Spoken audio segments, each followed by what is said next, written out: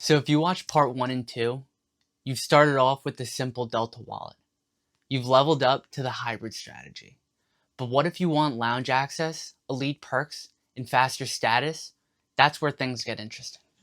Welcome to the premium Delta Traveler wallet, the top tier setup built for people who fly often and want every possible benefit Delta and Amex has to offer. But before we jump into things, subscribe and like this video so you don't miss a beat on any credit card strategies and analysis moving forward. And if you want to follow along, download the analysis and companion guide in the description below. Now in this video, I'll break down how to combine the Amex Gold, Blue Business Plus, and either the Amex Platinum or Delta Reserve to create one powerful overall system. You'll see when each premium card actually makes sense, what perks are worth paying for, and how to balance the high annual fees with the real world value that you're looking to get. Now this ain't about flexing, sort of.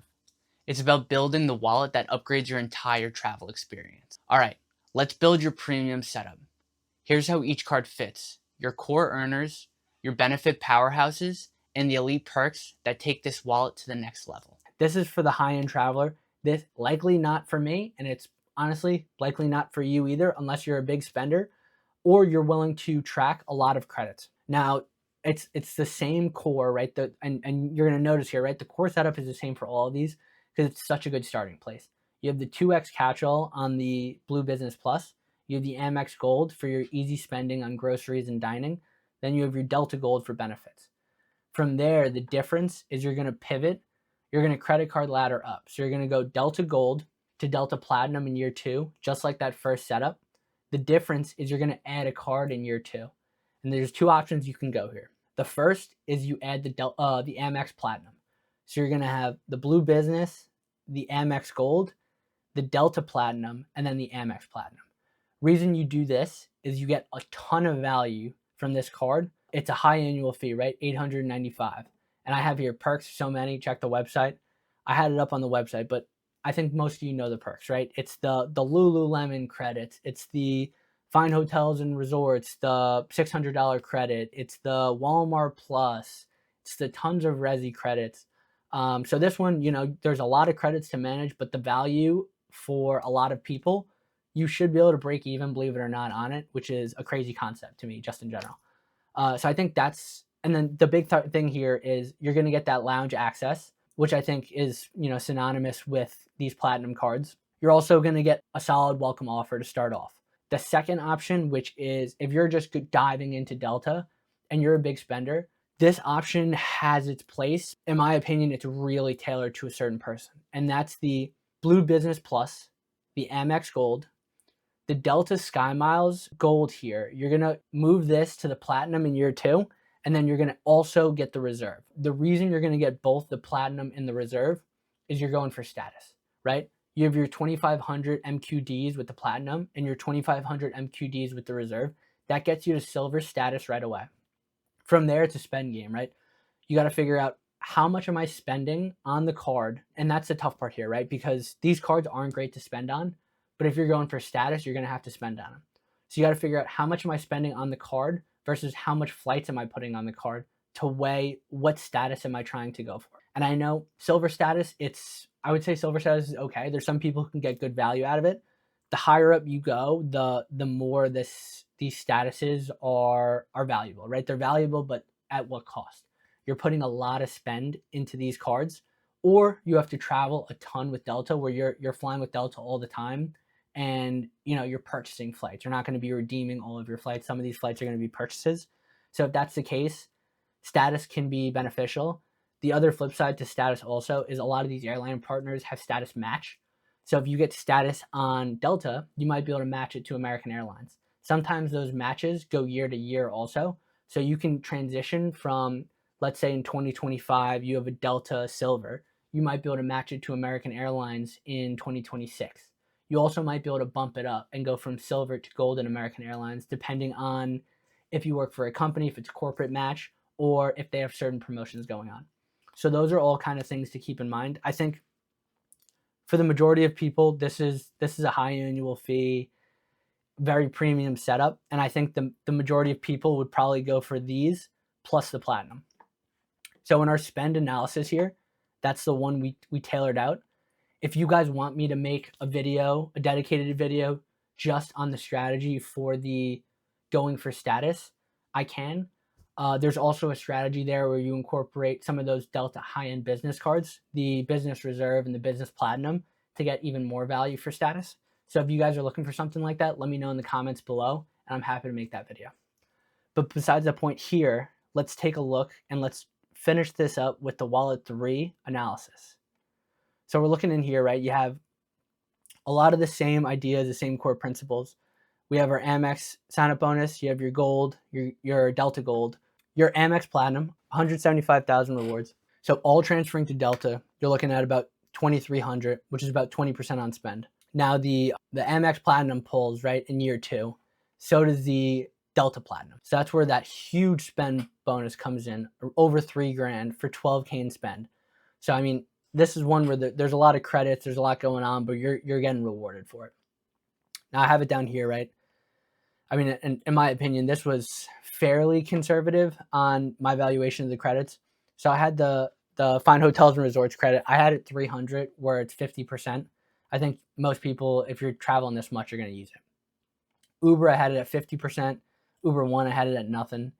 Airline incidentals, I had it at the full 200. I mean, this could be a good move, right? If you're redeeming and you're booking flights at economy or premium economy, you might be able to use this full 200 just to get a one-way first class or round trip flight with Delta. Just pull that 200 right in.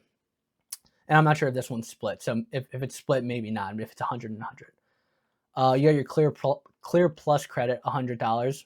Your Resi credit, $400. So I'm valuing the full amounts there. Your digital entertainment credit, which I'm valuing it at the full 300 just because YouTube TV, right? So anyone who has YouTube TV, you know, like this was something that was added this year for the Platinum, and you know the benefit here is huge compared to like just a Disney Plus credit. Let's say this the YouTube TV one is huge. The Lulu one, obviously I could get $300 of Lulu stuff. I'm valuing that at 50%. And then Walmart Plus, Saks, and Equinox, I'm valuing, and Oura Ring, I'm valuing it at nothing. Coming up here to the spend, right? So if you could see a lot of the same stuff, you got that 5% back for hotels from the Platinum in year 2. So now, right, we're taking a look. We're at 330, comes up to 4% almost back versus 3.73. And then this one, we're at 3.5. So, right, based off this, you're getting a better return on a better percent back annually, almost 4% like this. And right, the other thing to note here is we're still valuing these at 1.2 cents a point. If you do keep some of these as membership rewards and you transfer out to transfer partners or you use for hotels, you could get even more value to really capture that 2 cents per point that the Amex membership rewards points are known for. Now to finish off in the spend analysis here. So we're looking at a big almost 3,600 in year 1, which is huge.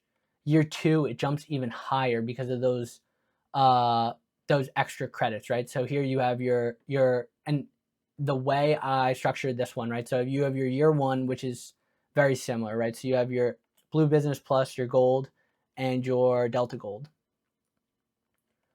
Then we have your year 2, which comes with your Gold and your Amex Platinum. So it assumes you keep the Gold and you stay with the Platinum.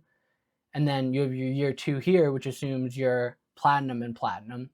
And then year 3 here, it's the same thing, right? It's your Platinum and your Platinum, and you're adding in the companion credit.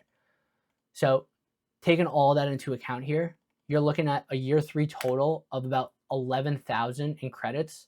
Sorry, 11,000 in value from travel, which is, you know, that's an insane. I don't think anyone can travel 11,000. I think people can, but I don't know if people will. Now that being said, right, 11,000 here, that's, you know, that's some first class tickets you can do. That's some solid redemptions. That's going through the hotel stays, through Delta stays, right? So I think there's value here to be had. Now to kind of wrap things up here on the added value section here. So who is this for? What's it different, right? So this is the lifestyle wallet. This moves beyond just the traveler, and it's really the best possible setup you can get for the premium traveler who wants that premium flight experience. Next, right, you have flexibility, same as a lot of the others. Because you're going into the membership rewards points, you can choose to transfer all of them or some of them. You could also choose to redeem some of those for international travel or hotels. Next, a lot of the same stuff, right? The more you travel, the more you get from the check bags. You also get that priority bonus. You have your Delta Takeoff 15, your additional credits here, and then we have the idea of the status, right? So you have your MQDs like we talked about, and then we also talked about the last part, right? If you want MQDs and you're pushing towards status, and you also don't want to deal with the credits, the goal is swap the Amex Platinum with the Delta Reserve. You're still going to get credits, but you're going to get less credits, and you're also going to get the extra MQDs. It'll help you push towards status. Last thing here, right? I didn't value anything for the lounge access, but obviously Centurion lounges give you even more value, so you can assign a value to that in here also. And that's the premium Delta wallet, the peak of this 3-part series. With this setup, you've got a wallet that earns transferable points, unlocks Sky Club access, accelerates MQDs, and covers nearly every major travel perk Delta has to offer. Now, if you haven't watched the simple or hybrid wallet videos, go back and check those out. They're the foundation that makes this one truly shine. And if you're ready to put this strategy into action, download the free Delta Wallet Companion Guide below.